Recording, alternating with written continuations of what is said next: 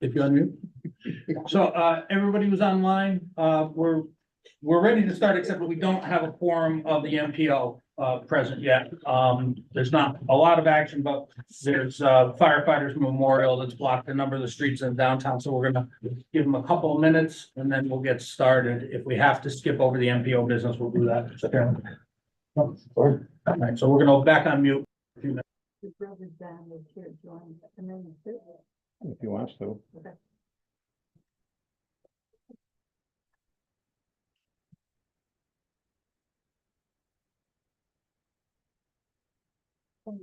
I'm on a Zoom meeting, but it hasn't started. They don't have a quorum. So the council of government's on the water, and they're having a fireman's funeral this morning, so all these tied up, and engine squad 3 is out, engine 5, and engine from Meriden is down there next to ours. Yeah. Something over about Danbury. That was a mistake or something. What about Danbury?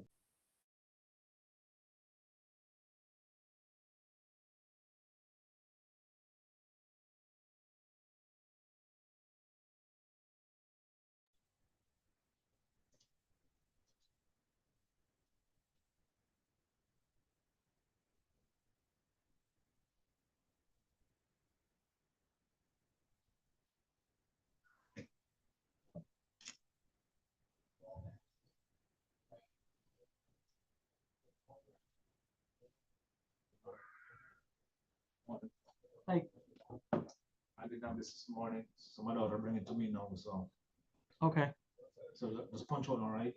so you didn't, No, I told Louis.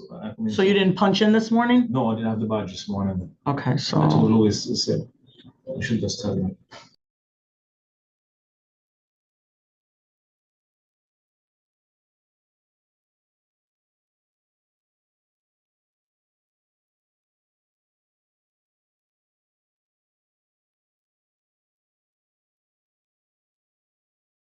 Hey, Rick, can you hear me?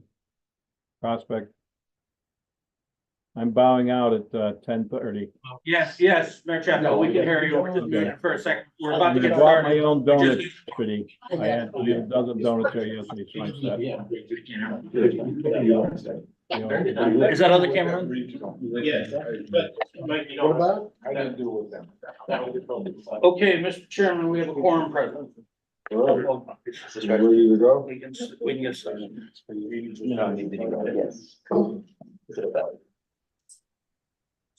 Yes.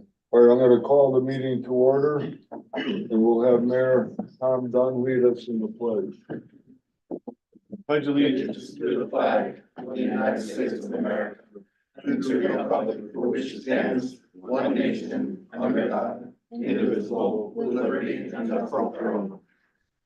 So we have no speaker today, but in the future, very soon, we're gonna have Mayor O'Leary talking about the opioid money, Rick. Yeah, we've had to reschedule a couple times, but he will be back, he'll be here, I believe,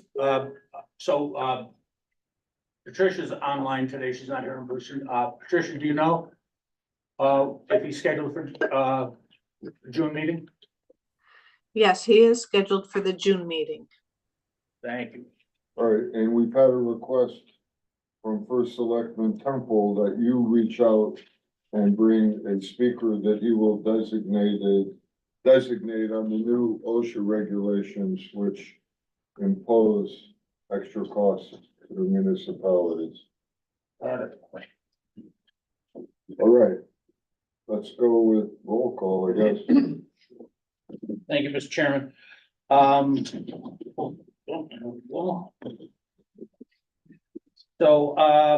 Starting with the city of Ansonia online, we have Mayor Cassetti. Present. Thank you, sir. First Selectman Smith from Beacon Falls notified us that he would not be able to attend today. Is First Selectman Sorty on the line from First Bethlehem? No. Okay. The town of Bristol, from the city of Bristol, Mayor Caggiano. Already time is here. Welcome.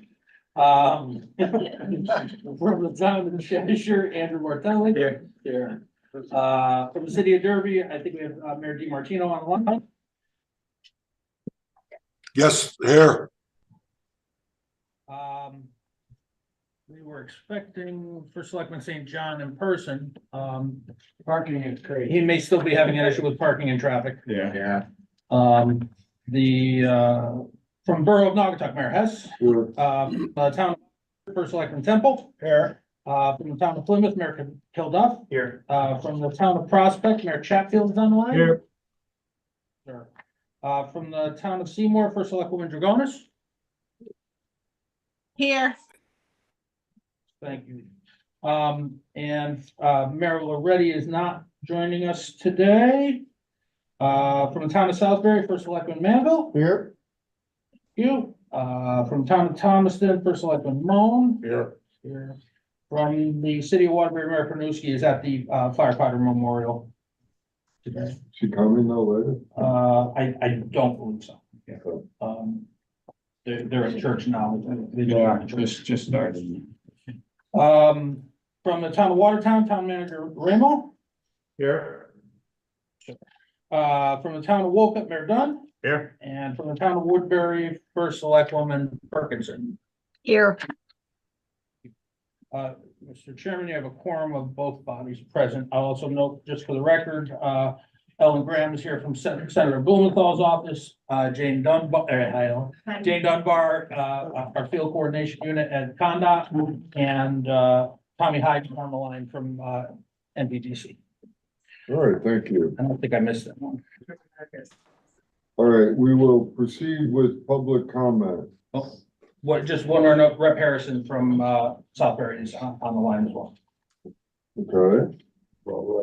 Is there anyone that would like to make a public comment to the COG board? Second call, public comment. Last call for public comment. Hearing none, we'll go to the MPO meeting. We have some proposed tip amendments, projects 001700195 and 017404448. And Kevin, you're gonna present on this? Yes, thank you, Mr. Chairman. Good morning, everyone. So as you mentioned, there are two tip amendments, for two projects. The first one is for traffic signal modernization upgrades at various intersections within the city of Bristol. The funding is being moved from this tip to a future one. To see the intersection, you can see in the meeting packet, a map with all the locations. The second project is for the replacement of traffic control signals at various locations within District 4. In the memo, I included a table with the locations in our region, which are four in Thomaston, 3 full replacements and 1 partial replacement. The funding breakdown is a small correction of the funding breakdown between the state is 1.2 million and the federal is 4.8 for a total of 6.1 million. So those are two tip amendments, and I'll take any questions. Move to accept Prospect. We have a motion. Second. We have a second from Bristol. Yep. Any questions or discussion? All those in favor? Aye. Opposed? Abstentions? Motion carries. Minutes for approval. Move minutes be approved as presented. I'll second. Yep, Mr. Manville. Good to see you. Any questions or discussion? All those in favor? Aye. Motion carries. All right, executive committee recommendations. We had a very good meeting of the executive committee. We went over several issues. We will be discussing them at some length here, but I want to point out that these are coming as recommendations from the executive committee, number one. Number two, on the pension issue and the vacation schedule issue, there are, I'm going to say, two main things that you should know. The first one is that the executive committee felt strongly that we have a great staff and that retention is very, very important to us, number one. And number two, before we go through it, as far as cost is concerned, all of the cost issues related to both of these items are already included in the budget that we will be presenting to you today. So they're not additional cost items. Then we will go to the budget and some bylaw revisions.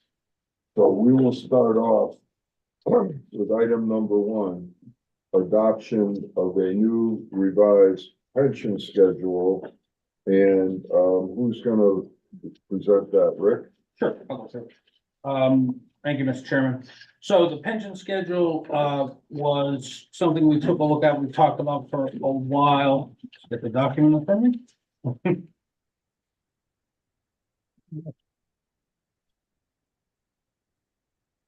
Here. All right. Thank you.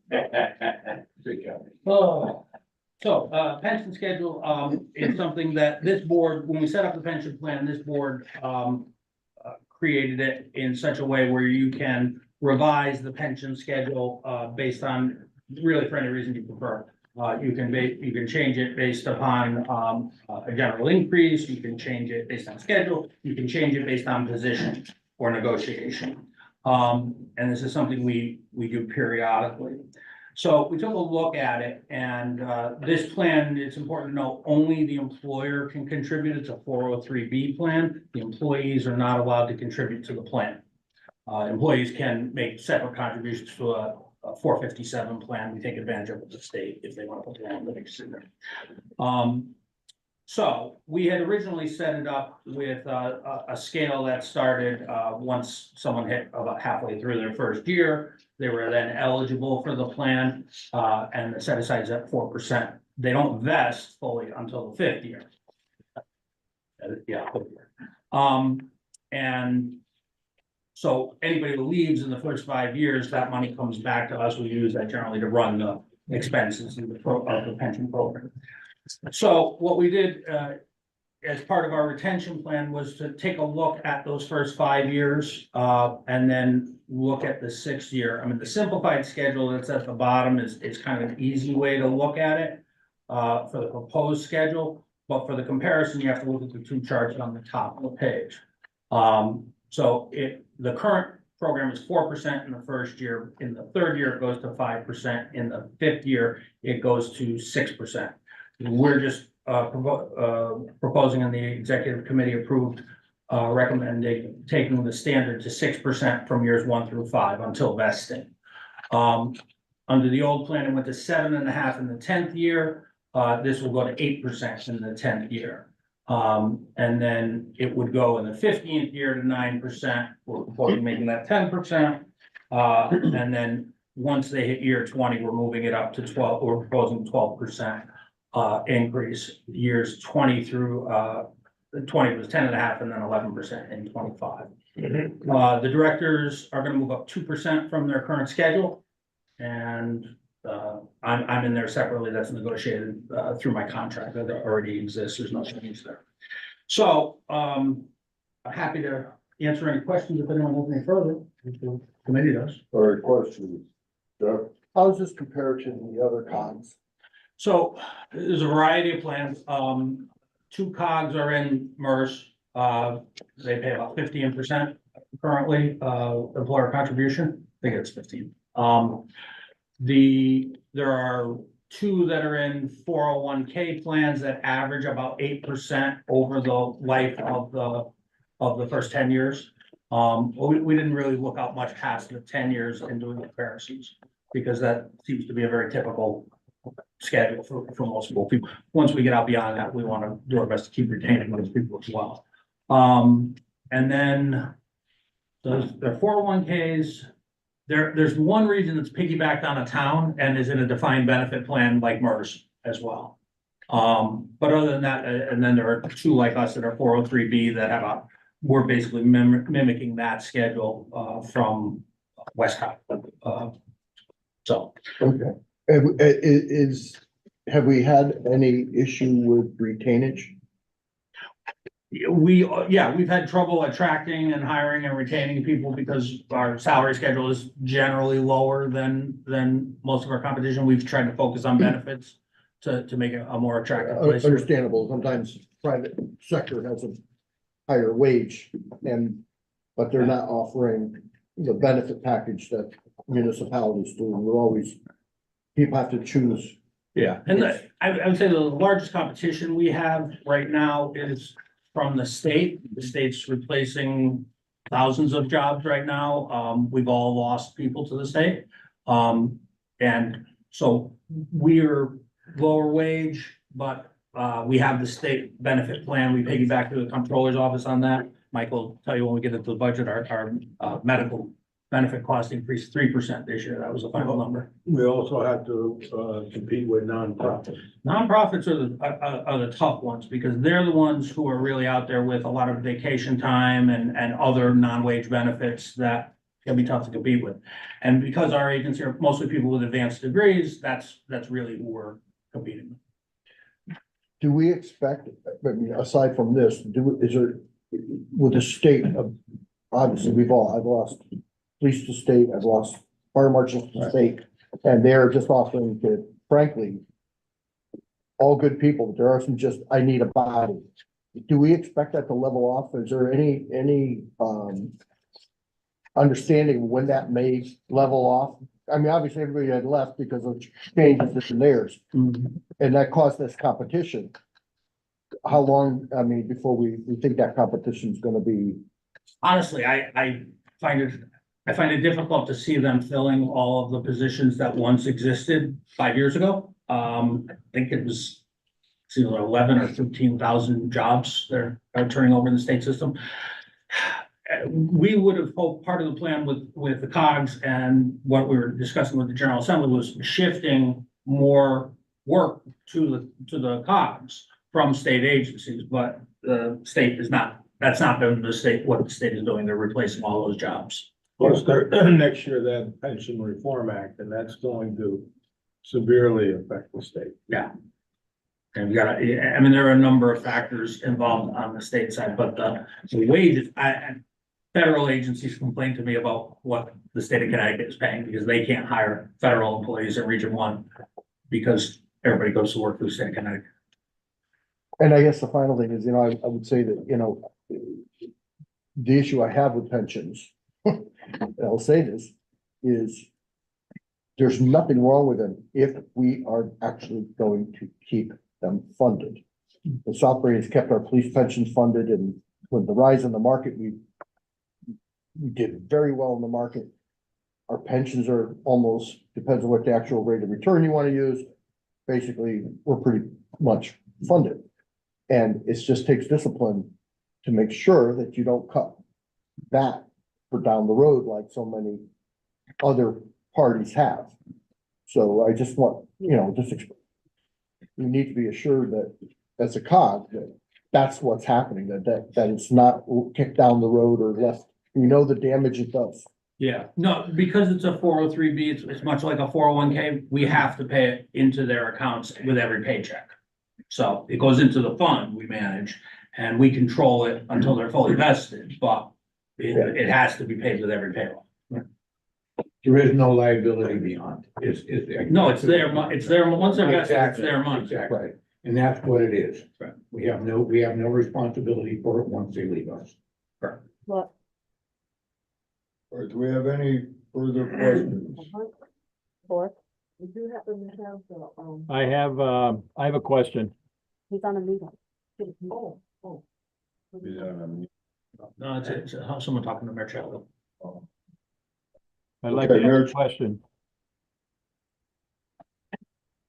Okay, Yep, proceed. is this operated by someone else other than COG, an outside group?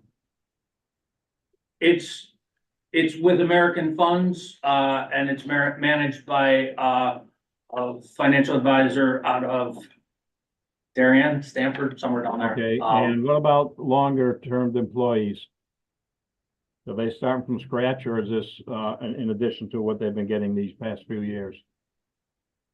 Well, it's just a change in the schedule. Okay, Nobody's getting less. Everybody gets more at each point in the schedule. It's just that we're accelerating the first 5 years at 28% increase, something like that. From 4% to 6% in year 1, 2, and 3. okay, thank you. Thank you, sir. Okay, any further questions? Move the question. We have a motion. Second. We have a second from Oxford. Any discussion? All those in favor? Opposed? Motion carries. Okay, we'll now go to vacation time. Thank you. Rick. Sure, Mr. Chairman. So this is the other piece of our retention plan. What we've done is we've increased the amount of vacation that we're offering to employees, in the earlier years in order to compete in the marketplace. We put in, so the basic plan is they'll get more vacation time, but it'll be use it or lose it. We're gonna take away the banking of time over 4 years. We're doing a 4-year phase in. For anyone who didn't hear the, executive board discussion. So, it's basically a pretty straightforward plan. By the time we get to year 4, it'll be a use it or lose it. Anybody who's currently employed and has privilege to bank time, that won't go away. But, though in year 2, they can only accumulate 50% of their unused, vacation time into the pool, still up to the cap of either 175 or 210 hours, depending on what class you're in from before the merger. And then in year 3, they'll only be able to accumulate 25% of any unused time, and then in year 4, they won't be able to accumulate any new unused time as carryover. So it'll be phased out at that point. Cost associated with this is in the budget. It's not a big number. The other thing to understand is how we get reimbursed from the federal government. It seems a little perverse, but all of our expenses associated with non-wage income goes into what's called the indirect cost pool. So for every direct wage hour we bill to a program, we also bill the indirect cost. So it takes about 2 years for everything to catch up in our indirect rate, which is why Michael helped me to put together, Michael really did the work, put together the plan of figuring out how to mitigate costs. So I think the net cost for us in the first year was $20,000, Mike? Yeah, 22, 23, yeah. 22,000. That's the net cost to the agency in the first year, prior to reimbursement for the additional time. I have a couple, after at 15, you get 5 weeks off. Right. My question is, how many vacation days are part of the package? How many vacation day, how many personal or sick time? Total, PTO, in addition to holidays, it's the schedule that you see on the left is, anywhere from, right now it starts at 10 days. We're gonna propose it starting at 15 days per year. And then we'll take it up through the schedule. You can see the changes there. Other than that, there's 3 personal days that are at my discretion to grant to employees for it used to be called bereavement. We just turned it into personal leave a few years back. Yeah, all right. That's second. I'm sorry, it's sick time. It's accumulated a half day per month. 84 hours a year. 84 hours a year. So that's 2 weeks. It's a little more than 2 weeks. Yeah. So there's 2 weeks of sick time plus 4, and plus 15 is 6 weeks of time plus 2 is 8 weeks. That's 2 months a year off. Potentially, it'll be. That's, I just went through this with the town where I believe that, number one, after, I forget, 1 or 2 years, I realized, yeah, nobody's gonna take a job where we only have 1 or 2 weeks a year off, that those days are gone. And you're not gonna track someone who has 3 or 4 weeks and say, I'm sorry. And I always find myself having to discuss with them, well, I need a 3, vacation. So we did go to 3 weeks. and earlier on. The problem is that you're now talking about changing the hidden cost. I mean, you talk about the cost out of pocket, but block of production of 2 months of the year. A person can take 2 months out of the year off with sick days and vacation day. It's 2 months outside of the job. That's quite a bit of a, Yeah, no, that's a lot of time. it's potentially there. Yeah, but I think the breakdown is sick is different. Sick is, you can't, you don't plan to be sick. Nobody plans to be sick. Anybody who thinks that think we people look- are only taking time off because they're No. sick. You could, I know, we could look at that and look at individuals, but when we have to do it as an executive board and have to sit there, that flew by my mind too. But you also have to say, nobody plans to be sick, and then if you're hoping that it's being watched, that, and if you're sick, you're certainly, it's not counting as a vacation there, either you're homesick and you're right, there are some people that would do that, but I don't know if we can look at it that way. And I mean, I guess you can look at it, but we're hoping that doesn't happen. I would add also, if I may, and correct me if I'm wrong, Rick. Unlike in the town, where often if one of our guys is out, let's say on the public works department, we have to fill that sometimes with overtime. We don't necessarily need to do that here. Am I correct, Rick, in that statement? Yeah, no, So that's a consideration that we often have at the municipal level that we don't have here. To counter that, I will say that, there's been times when I've asked about something to be done or whatever, and we don't have the time to do that. Well, okay. I'm just Yeah. the devil's advocate about the discussion. I'm not necessarily, but it's, right, when you're, when you have a shivering to death and had come to work because they're saving sick time for the good time. right. It's a little like we give sick time for you to be ill and not bring it into the office and to take care of your mental health, your physical health, whatever it is, it's important. If I could just address a couple of those things first. So in terms of the lack of production, First Selectman has it correct. We have an annual work plan, and this is sort of the downside for the employees and why it's important for each department to plan sick time, vacation time between their staff. They still have to get the work plan done on a 12-month basis. They're basically all exempt administrators, and there's no way around it. I mean, the work gets done in the 12-month period, and we don't replace it with time off, with people on time and a half. But the thing that I'll say in terms of sick time, we have a verification requirement. So if you're out more than, it's either 2 or 3 days in a row, you have to have a medical excuse for that. We still enforce that. We don't have floating paid time off as a pool that they can use any way they want. But we are providing sick time that does allow us to comply with the law in terms of FMLA and have enough sick time for somebody to take some of those eligible categories. Part of this is helping us to comply with things that have changed in state and federal statute.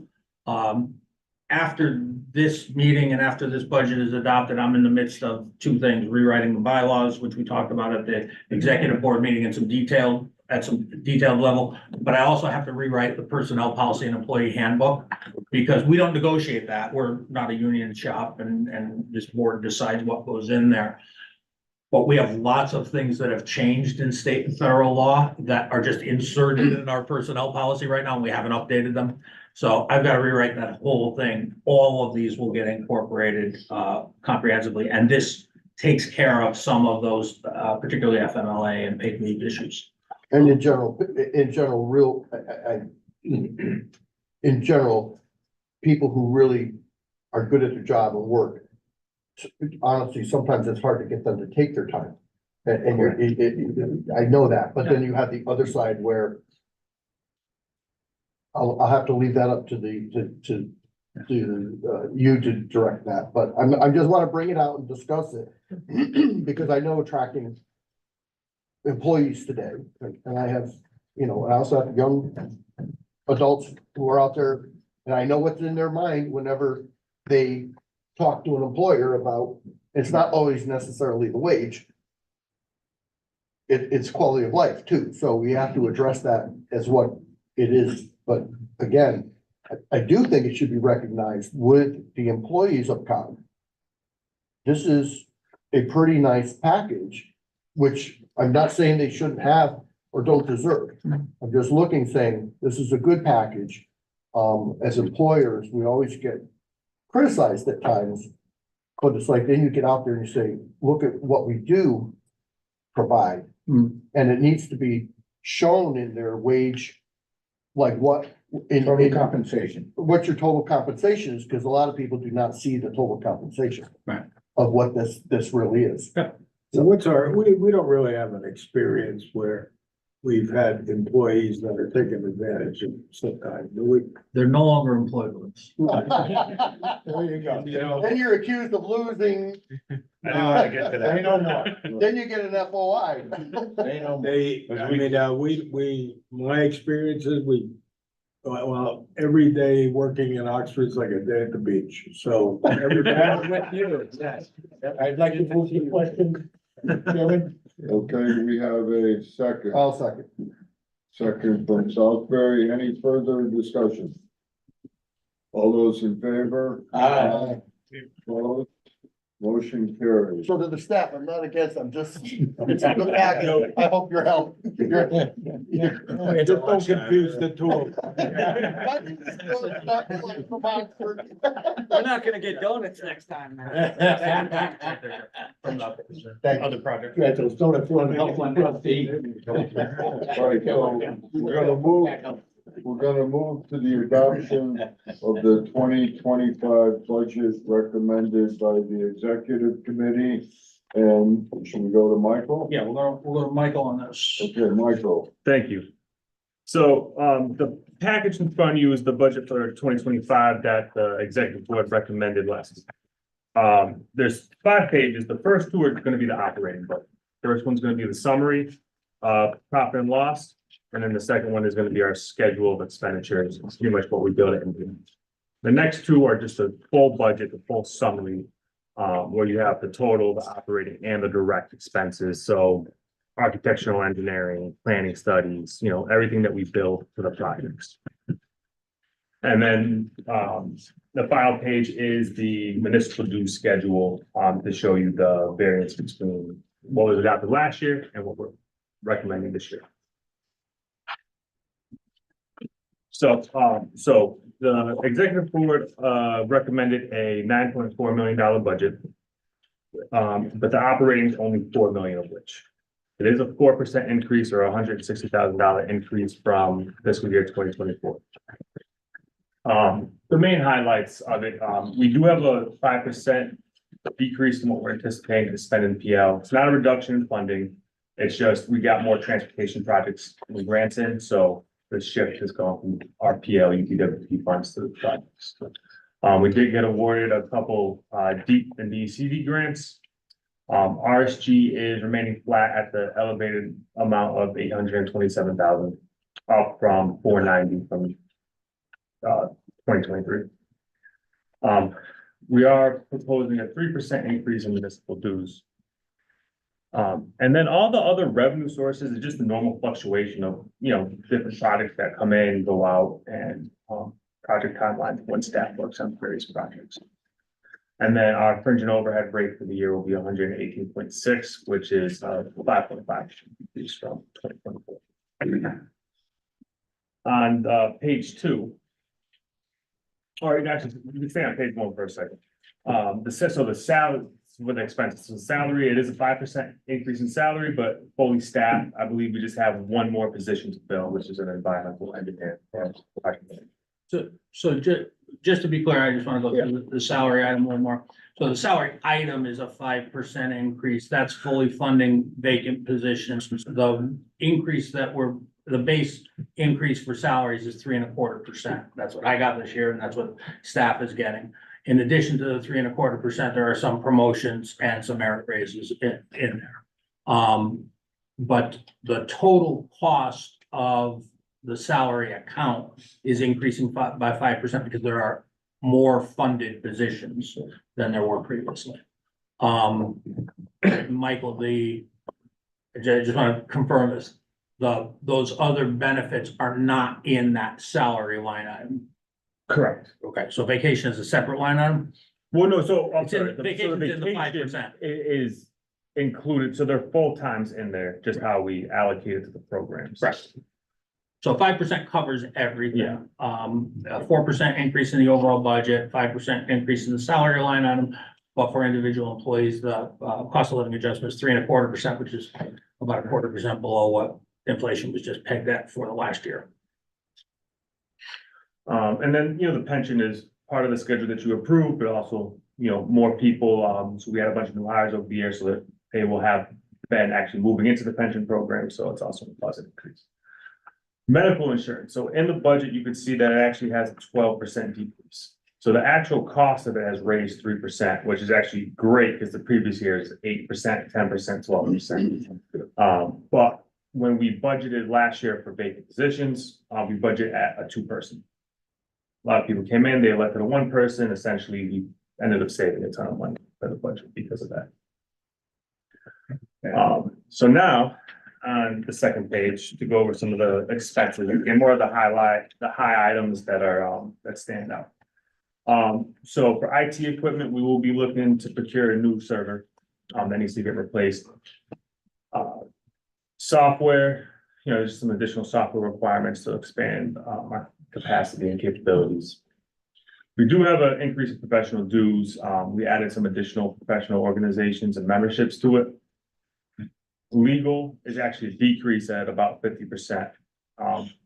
In the previous years, we had it higher, particularly with the Kinney Town Dam and expecting to come out of pocket for a number of things, but moving forward, we're really anticipating that a lot of it's going to be paid through grants and built through programs.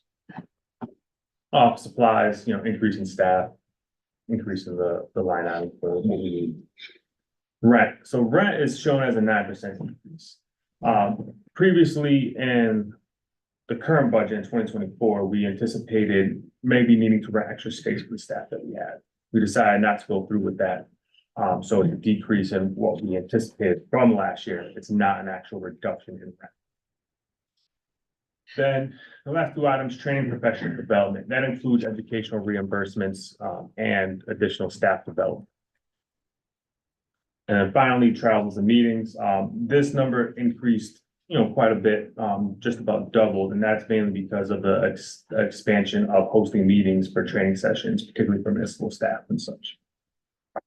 And overall, the G&A is an 8% increase. I'm sorry, Michael, what was that? The G&A, the schedule is an 8% increase from last year. So that's the operating. Yeah, The general. and this all gets, covered by the grants that, the indirect rate that we build the federal grants and state grants. Did you see a big increase in, software licensing? I know we did. I mean, I'm just curious if everybody has seen a substantial creep in software licensing. Some of the smaller things that we get, like whether it's Zoom, like we were talking, we wanted to do like a webinar and it's like $60 per webinar, something like that. But a couple other areas and, the general increases with like, I want to say Office 365 and Adobe. But everything else, we did see a couple reductions in a couple other specialized software packages, but we try to keep it clean. We don't try to get like the craziest packages. We try to get to what we need, and if we need something extra, we'll get it. So the largest one is what, the GIS software? Is that the largest license? Well, it'll be street light, but that's Streetlight covered by direct. Most of the GIS is covered direct. But is the Esri cost for GIS going up? I mean, that's a big, traditionally more expensive. Yeah, it might if we end up getting the enterprise when we move. Okay. But right now it's just, I think maybe 10 or 15%, like $1,000 that would equate to. Thank you. Move to question? We have a second? Second. Any discussion? All those in favor? Aye. Opposed? Motion carries. Thank you. All right, Rick, on the 4th item, are we gonna just discuss this and vote at a later meeting? Yeah, it'll be a future meeting. I was just gonna give a quick update. Yeah, give everyone a chance to digest it. Yeah, so we went through a list of, did a handout of items. I did not do a red line yet of the bylaw changes.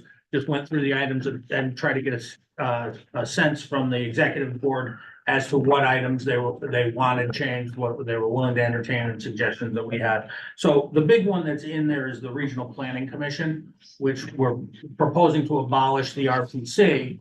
And then replace it with two things, with professional staff like we have for TTAC, which is Transportation Technical Advisory Committee that advises this body. We're creating another advisory body, the LUTAC, Land Use Technical Advisory Committee. That'll be professional, your professional town staff, planners, development directors, whoever you choose to appoint to that. And then those meetings will happen during the day. Well, we're also adding additional training for your commissioners, which happens both day and evening schedule.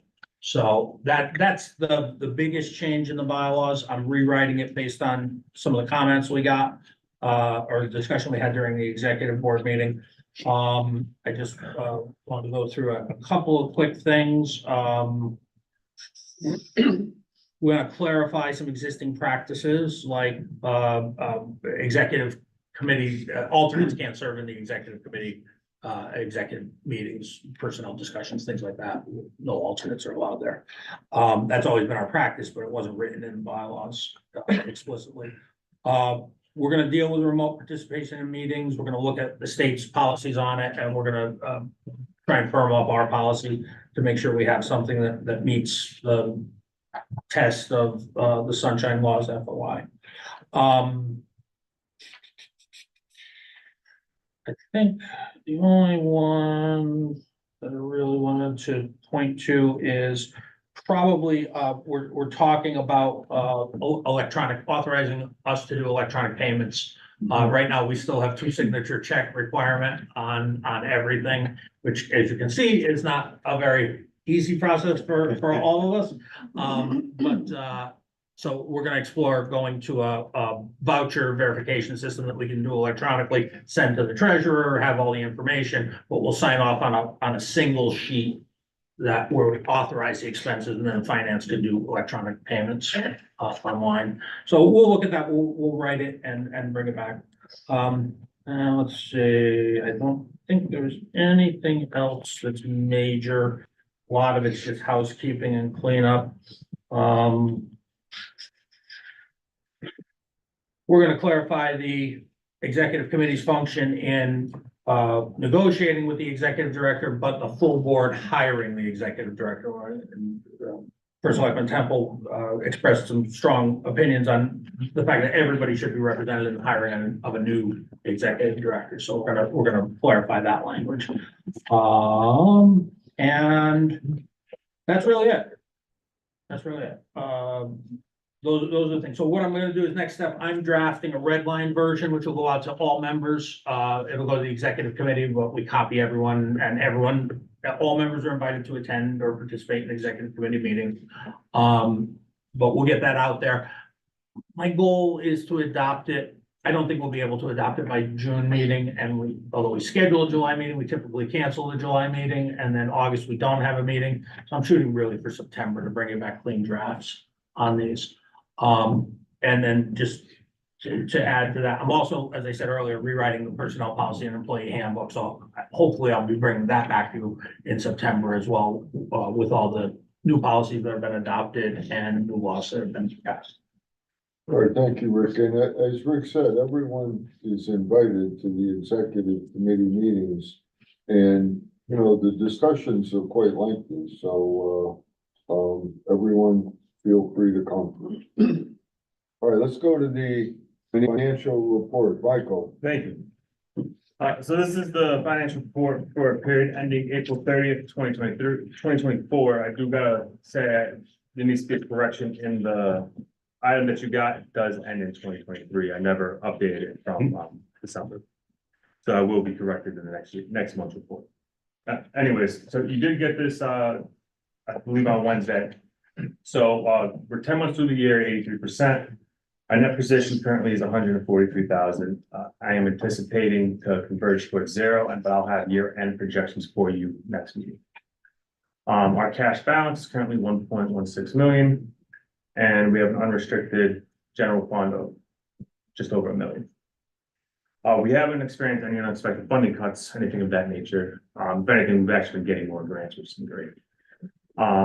So some of the expenses items, just to note, dues is over budget, because of the increase in membership organizations. The business and office insurance, that's over, but it should get close to the line item with the year-end adjustment that I have to make. And then, travel meetings and conferences with the implementation of the municipal training program, it's caused us to be over, or getting a little higher than what I initially budgeted for. I mean, outside of that, I think everything's been running pretty smooth. I'm happy to answer any questions. All right, questions for Michael?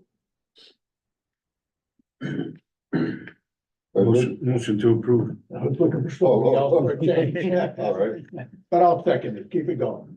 all right. Any discussion on the financial report? All those in favor? Aye. Opposed?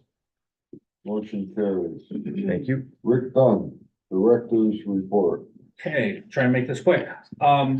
Kennington Dam, we're moving forward on it. We've, as I've informed the executive board, we've extended the asset purchase agreement, which will be by the Connecticut Brownfield Land Bank, not by NVCOG. So the land bank will purchase the assets. That's extended out to November. We have till September to complete our due diligence. EPA is in the field right now doing sediment sampling in the rivers and impoundments to determine how we're gonna have to handle some of those bottom soils. We are we've gotten a fair amount of money from our federal delegation and particular support from Senator Blumenthal and Representative DeLauro, and support certainly from Senator Murphy as well. But we're back out in the congressional requests. We have partial funding for the siphon replacement that we have to do for the town of Seymour. We can't remove the dam without relocating their siphon, which is pretty old anyway. So we've gotten federal funds to do most of that. We're hoping through this year's process, we'll get the balance of the funds for construction. We're fully funded for design and we're about to go under contract and design. Once it's done, that'll get turned over to the town of Seymour.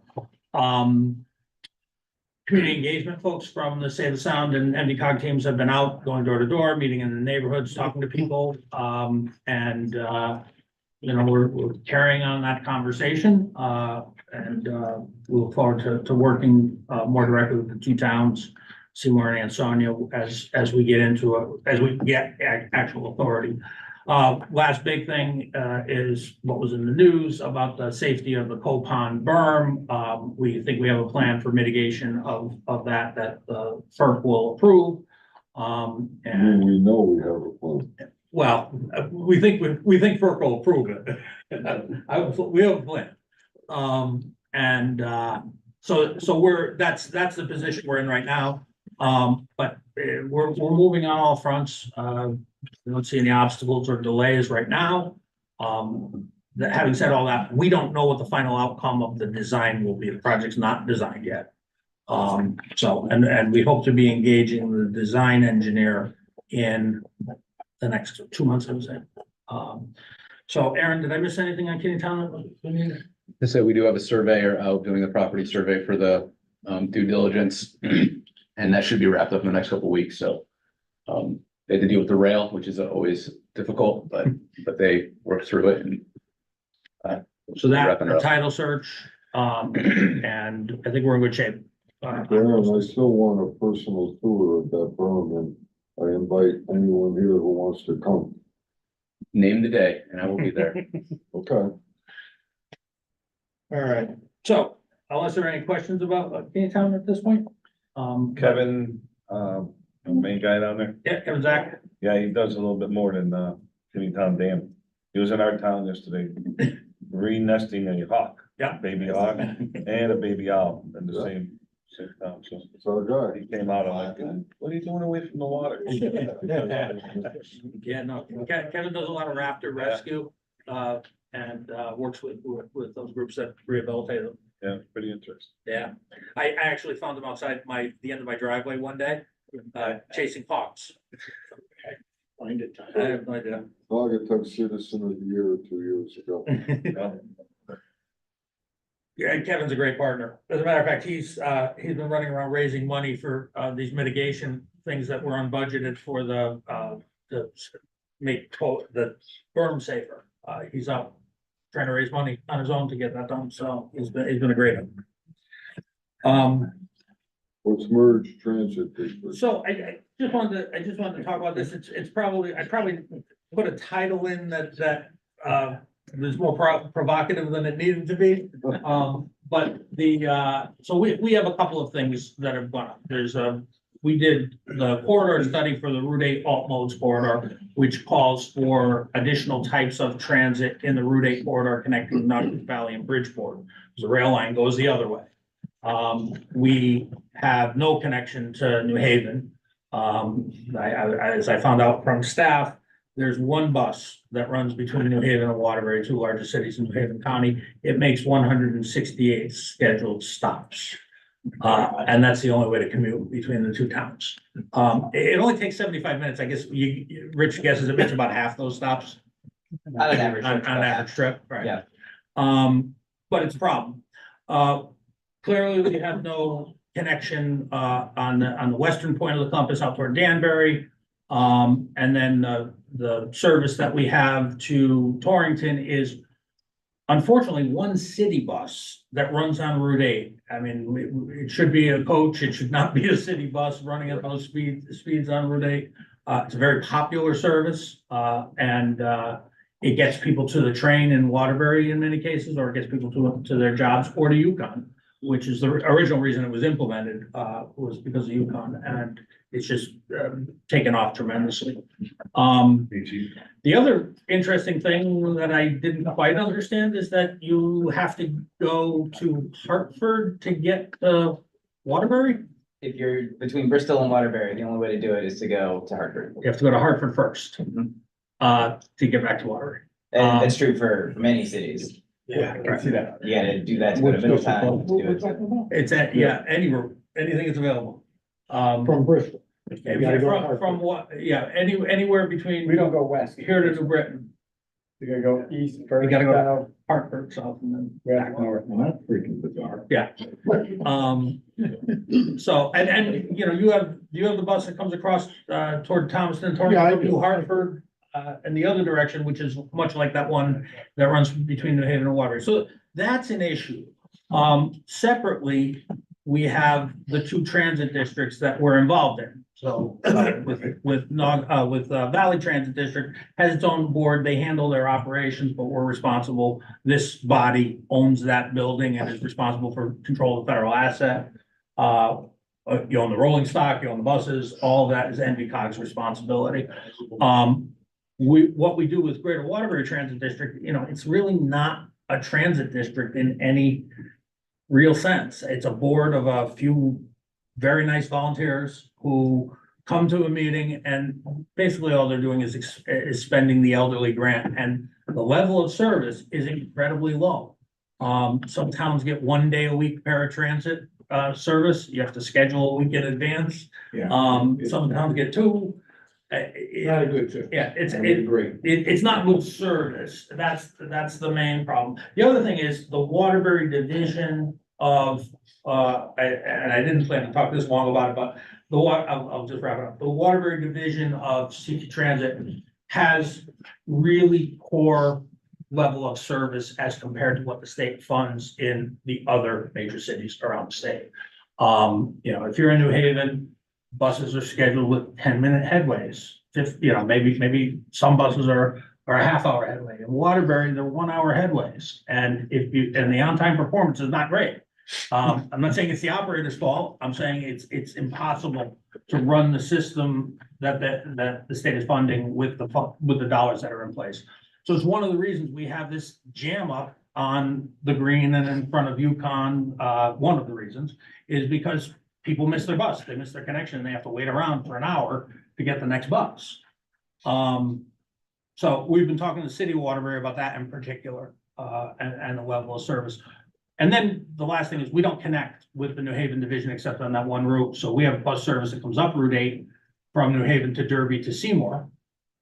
And then we have bus service that goes down Route 8 from Waterbury to Naugatuck. We have nothing in between. You know, So we have a plan to address. well, no, what I'm telling, the reason I'm bringing this to you is in case you hear anything, we're going to work on this as a staff. We're putting together the full analysis. We're putting together a plan. We did have an early meeting with the Bureau Chief of Public Transportation and some of his folks to talk about the gaps in service. Well, who's in charge of that here? Rich Donovan, it's his group. So I just wanted to let you all know, we're working on that. If you hear any, crazy rumors about we're merging transit district, we want to merge our function, that we perform for separate transit districts. We want to make it more service. Well, we want to make our functioning more efficient here. We don't want to have to run, it'd be easier if we could run one transit district rather than two, administrative. So, that's what we're working on, but it's gonna be a while. There'll be a fuller study, there'll be preliminary, recommendations, and then we can have discussions about what that means. But I just wanted to let you know it was coming up, something we're working on, something that we consider to be, we basically want equal treatment with the rest of the state. And, We want better. I'll take equal. Rick, one of your points earlier, is that to run some of the larger buses as they do from Waterbury to Covington really is efficient. Okay, to your point, they could run a coach. I was thrilled after years of arguing with the state to try to get some bus coming through Thomaston. When we finally made the connection to Torrington, they said, okay, we'll come through Thomaston. Well, thank you, Lord. Yeah. And they do, but they come through with this large bus and you just don't need that capacity, at least from Waterbury to Torrington and Thomaston. If they ran a smaller coach, it would be more efficient and probably more practical, And that might be the answer in some of the other areas as well, but at any rate. We would look at that And incorporation between the two, the Valley Transit and Waterbury Transit District, which is Waterbury Transit District is really a subcontractor. It all goes out to a contractor, I should say. And, I'm not saying government run things better. I'm always questionable on that. But just the same, some sort of consolidation might be in all of our best interest. Yeah, I mean, we have an unusual model here. I don't know if there's I don't want to misspeak. But I don't think there's another division of CT Transit where the contract operator runs both the fixed route service and the paratransit service. Usually it's the local transit district runs the paratransit service and the CT Transit division runs the larger one. I mean, the exceptions are the ones that are not part of CT Transit, like Greater Bridgeport Transit, they run their entire operation themselves. I mean, there are a bunch of different models out there. We think that the bus from Torrington to Waterbury is run by DATCO.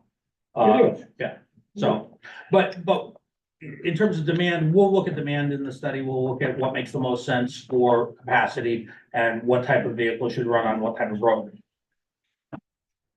Yeah, they have to schedule, I'm sorry, just one more comment. They have to schedule a week in advance to get the paratransit. It's just bizarre. That's a different. That's why I have a local bus that services my senior and those who need paratransit, and we take care of it in Thomaston itself. Now, I take some of that money from the state. Yeah. Okay, to help fund it, but just the same. Yeah. Without that, my people would be in the lurch. Yeah, well, and some of this comes from towns who have asked us, am I really getting my value for the transit district payments? And that was where Thomaston came in a few years ago, why we take a chunk of the money now. I know we're saying the transit district, just because if those who want to continue to use the Greater Waterbury Transit District for that, I'll schedule a week in advance, they can. But all they need to do is call my guy the day before, Are we good? Enough said. Yeah, no, we're good. I just wanted to let you know, this is the next big analysis on our horizon. And I think it a good measure. All right, we're gonna transition to community planning, SM. Yes, good morning, Mr. Chair and Board. Thank you to everyone who was able to attend our meeting with the Office of Policy and Management.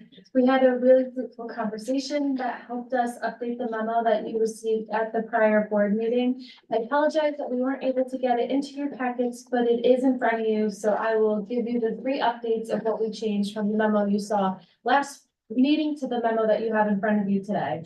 The first comment we added was we wanted to see the state better incorporate the state's agricultural sector as a necessary part of our food system and our economy. We also built upon that to talk about agritourism and the role that it plays in our region. And then the final comment that we really honed in a little bit further on is that we'd like to see targeted investment in our region and state's historically industrialized areas. They speak about moving forward into the 21st century, but we really want to be sure when they do that, they don't forget everything that our region has done for our nation, for our state, for our residents. And so we're really trying to stress those points that they support what we've already given to the state. So I can answer any questions about the memorandum or the meeting. And then we're requesting a motion to endorse the memo so that we can forward it to the Office of Policy and Management on behalf of the agency prior to their June 30th deadline. So moved. Can we have a motion? Second. Second for Wolkett. Any questions or discussion? All those in favor? Aye. Opposed? Motion carries. Anything else? Yes, my second update is on our commissioner and municipal staff training. We just held our first pizza and planning with the town of Cheshire, and we had a really great time at the event. We certified Andrew at the training. I hope that you had a great time as well. But we look forward to hosting the next one in the fall. This one was on site plan review, and commissioner said that it was really helpful to get that overview of what to look for, how to really orient yourself to a conversation to better engage not only with fellow commissioners, but with developers and the public on this subject. We're also finalizing an event for chief elected officials, land use staff, land use commissioners, Board of Education members, and municipal staff around multifamily housing and school enrollment. That's going to be held virtually on Monday, June 17th at 11 a.m. So we will follow up with you with an email update, a flyer. We'll send the information to the relevant staff as well. But we hope that you'll be in attendance. We have a really special speaker. He's the only PhD urban planner in our state that has offered to do this for free for our region. He's excited to present on this subject, and he's going to bring in some data from our region, which we're also excited about, but we think it's an important conversation for all, so. That's all. All right, thank you. Is he gonna talk about statistics and numbers and a correlation between the number of new housing units, condos, homes, and students in school? Yes, so. Do they have a new formula for that? So that's the reason why we were happy that he's coming is we were talking to Southbury about this information, and the last study that has been done on this for Connecticut was Rutgers in 2006. And so a lot of your commissions, a lot of your boards of education question that. It's been a really long time since that study has last been done. And so the person who will be presenting, his name is Dr. Don Poland. He works for one of the consulting firms, and he has a ton of data about how the Rutgers study information is still accurate in ways it's not accurate. He has the demographic trends that we hear about anecdotally, but he's got the numbers to truly back up what's. So is he gonna distinguish between 1-bedroom apartments, 2 bedrooms? Yes, Condos, everything? yes. So we hope to see you there. It's gonna be a really good conversation. All right, excellent. All right, we will move to environmental planning. Ricardo. Thank you, Mr. Chair. So as Rick mentioned earlier, environmental sampling has commenced at Town. Next week, Aaron and I are going to be on site with the contractors. They're going to be starting the hazardous building materials analysis of the powerhouses. So as data comes in, we'll be glad to share that information with you guys. Loan agreements for 281 Canal Street, Shelton, as well as 59 Phil Street, Torrington are wrapping up with our legal team. We anticipate having executed documents sometime next month with the project commencing this summer. So, those are two projects that are going to be, soon. Also wanted to mention that the next phase of remedial activities are, set to commence this summer with, within the Mad River corridor, as well as 170 Freight Street. Also wanted to mention Zero Andrew Ave is also going to be having some additional entitlement work going there with concrete slabs being removed. Finally, although not officially announced by DECD, it's anticipated that they're going to be announcing their next funding round sometime this summer. Mainly, it's assumed towards the end of the summer. It's a good time if you guys have any projects that you guys need assistance with to reach out so we can start looking into it and help you guys create a application to submit and respond to this new solicitation. Thank you. Thank you. Mr. Mayor, Questions for Ricardo? if anyone has any questions. If not, I just want to let everyone know, in the budget you passed, and I can say this now, and he doesn't know it, so you know this. The next time we meet after June, Ricardo will be the director of the Brownfields program. He's receiving a substantial promotion and be running his own thing. But tell us how much new money Ricardo brought. So I'm embargoed from telling you certain things, but I can say that since 2020, he's written about $15 or $20 million in new grants that have been funded to us for our brownfields remediation and assessment programs. It's amazing work. Vacation times you getting? Yeah. He just came back from vacation, and how many emails did you have when you got back? Oh, like 300. 300? There A lot of times vacation is not necessarily one of that. So, but I'm just really proud of Ricardo, and I just wanted to be able to announce that today. You'll see my FOI request coming. All right, thank you. I have a file for that. There you go. All right, Christine, Sustainable Connecticut update. Thank you, Mr. Chairman. That's a tough one to follow. I'll be very brief. Just a friendly reminder that June is almost upon us, which means we'll have our Sustainable CT Fellow back in the office.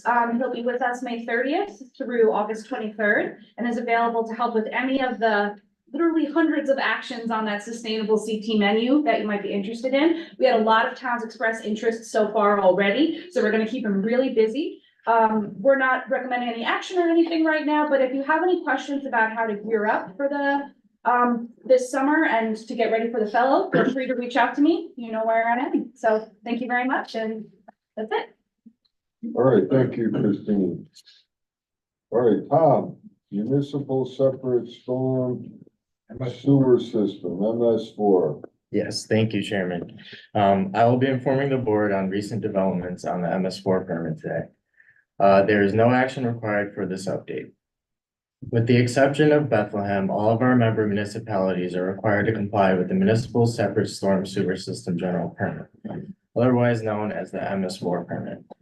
This MS4 permit was first issued in 2016 and then reissued in 2023.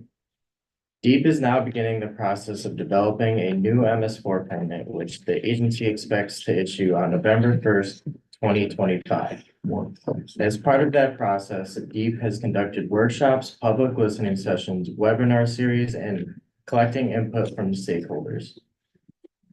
NVCOG submitted written comments on February 23rd that was shared via email with all of you, which you can find on the table. NVCOG staff has been participating in DEEP workshops to better understand potential changes to the permit and to urge them to consider more reasonable requirements and offer more municipal assistance for compliance. In these workshops, DEEP has acknowledged that the current permit is too complex and municipalities do not have enough resources to comply with its requirements. In response, DEEP is considering a tiered version of the general permit in hopes of creating different requirements that fit the needs of individual municipalities. So far, this is only a consideration, but has been a key point of discussion in many meetings regarding the reissuance of the permit. They are also considering changes to directly connected impervious area, illicit discharge detection and elimination, impaired waters monitoring, and legal authority requirements. DEEP will next be engaging stakeholders once a draft is issued, likely in early 2025, but they have invited workshop participants to submit comments until the end of this month. We are happy to share additional comments or concerns on your behalf if you share them with us. In the meantime, municipalities are still expected to comply with the current permit. We are interested in hearing about possible services that NVCOG could provide to make that lift easier. Internally, we have been investigating ways that we can better incorporate MS4 permit requirements into our projects and programs here at NVCOG and into guidance documents that we publish. For instance, encouraging low impact development into transportation projects we are involved in. These efforts will not only help our municipalities comply with MS4 requirements, but also improve our water quality and flood resiliency throughout the region.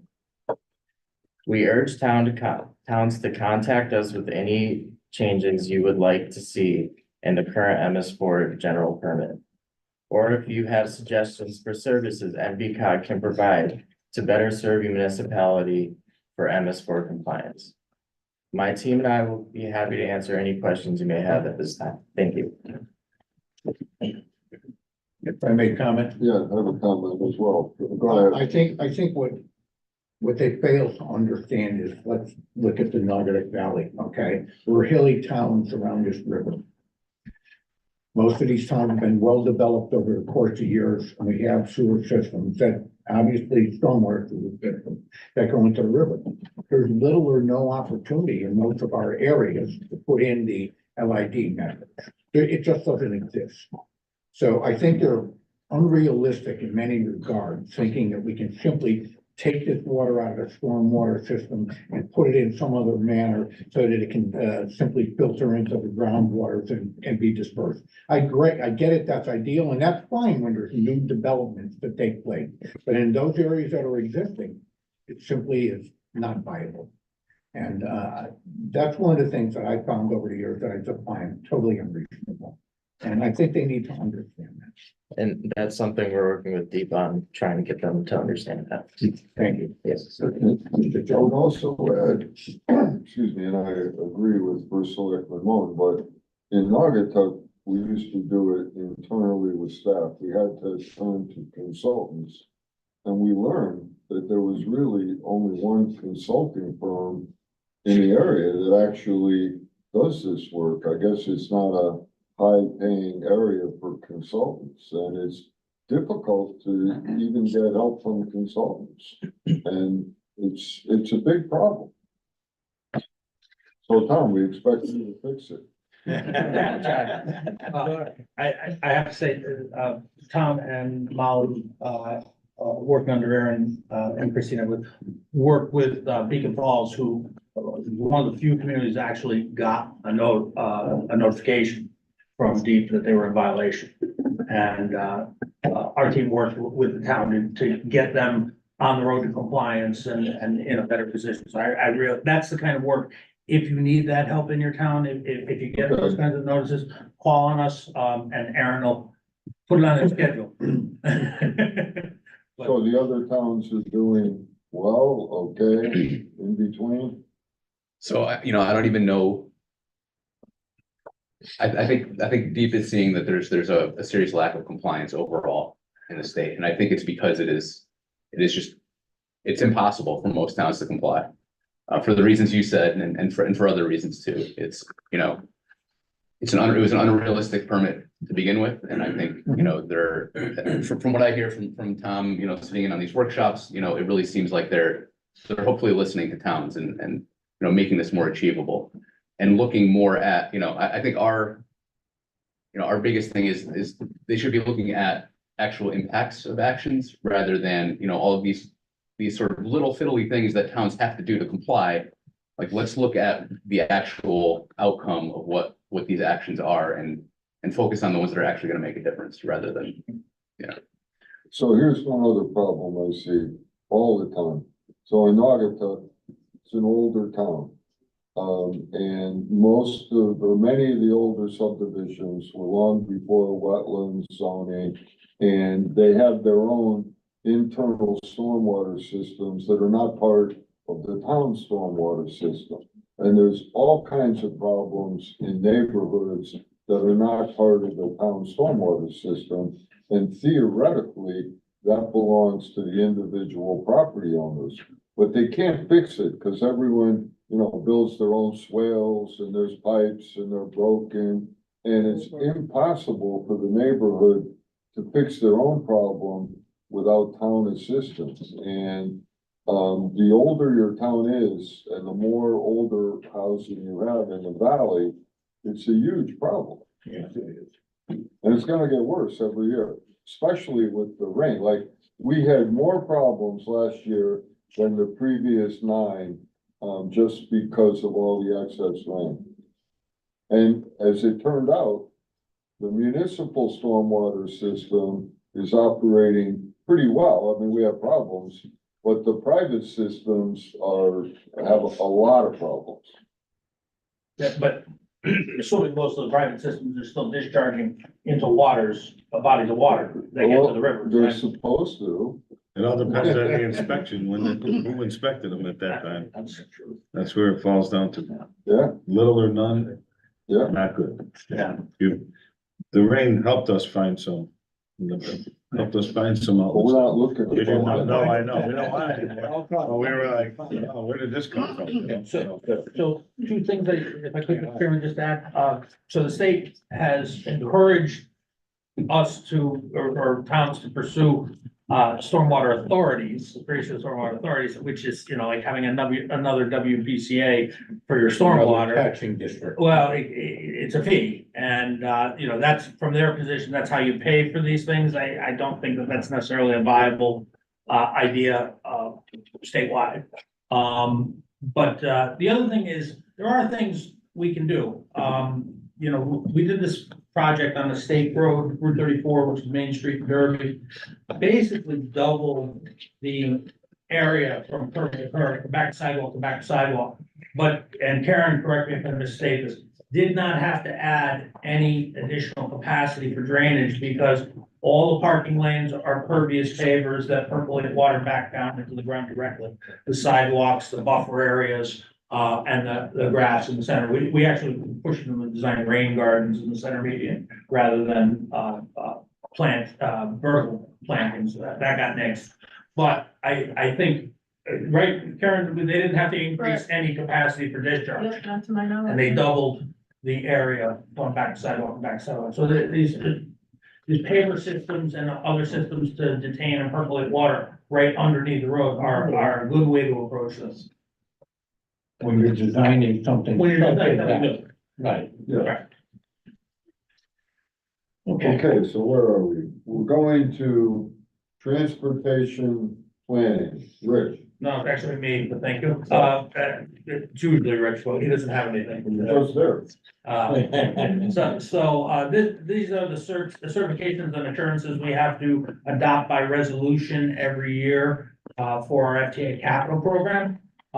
So what I have in my hot little hand is the actual certification and assurance affirmation, which is signed by me and by our attorney, Gary O'Connor. We're both on the federal system. We've logged in, pinned all the correct information and verified what we have. There are 21 categories that we have to certify for. We're only certified for let's see, 1, 2, 3, 4, 5. So 16 of the categories we certified for, we don't have formula for rural areas, we don't have tribal areas, we don't have certain rail programs. So those we don't certify for, but Gary's done his work, I've done my work. Now there's a resolution in front of you to adopt the certifications and assurances for fiscal year 2024. I'm happy to answer any questions. First selectman vote. Move. Second. second from Plymouth. Any, I know. any questions or discussion? All those in favor? Opposed? Motion carries. And going for the record. We sit this close to the chairman's day. Anybody can jump in. I'll jump in. Municipal services, Drew. Thank you, Mr. Chairman. As usual, I drew the short straw here, and I know I'm the only thing standing between you and adjournment, so I'll be as brief as I possibly can. On Wednesday, May 15th at 5 p.m., Jack D'Olivera from our legislative team sent you all an email with a short list of all the bills that we felt were relevant to both the COGs and municipally. So if you want to take a look at that, that's a pretty good guideline. He will be sending a final version once all the language has been updated to the Connecticut General Assembly website, which has not happened yet. So if you're trying to make sense of amendments and things that happen on the last day, we can certainly do that for you if you're looking for a quick analysis of something, but otherwise just hang tight, and that should be coming within the next week or so. Subsequent to that, our three directors, Rich, Aaron, and SN, and now Ricardo, I guess, will be sending you specific updates that are tailored to their respective disciplines. And that will be either in the form of a newsletter or an email, something of that nature. In the meantime, the only one that's really kind of ready for prime time to discuss, Rich is going to say a little bit about the DOT bill, I think, right now, if you'll allow, Mr. Chairman, the DOT bill. Yeah, there was a ton in there, and we'll get a more in-depth analysis out. The one thing that was really important is, there was a provision that modified the rules about advertising within the state right of way. And so as many of you know, hopefully all of you know, the department is in the middle of a bus stop enhancement program, where they will be installing updated shelters, they'll be upgrading signs and amenities at bus stops throughout the state, over the next few years. And now with this change, many of those stops that would have otherwise required municipal commitments to maintain with municipal dollars can now be added into a contract for overall maintenance with advertising. There's been some discussion about possibly having some of those contracts rest with the regions. That is still a long way off. And we're excited to see where it goes. But the reason I wanted to mention this today, the department is actively looking for sites to enhance with that program. And this change will dramatically impact the way that those sites have to be maintained, and the impact it will have on your town if they get installed. All right, questions?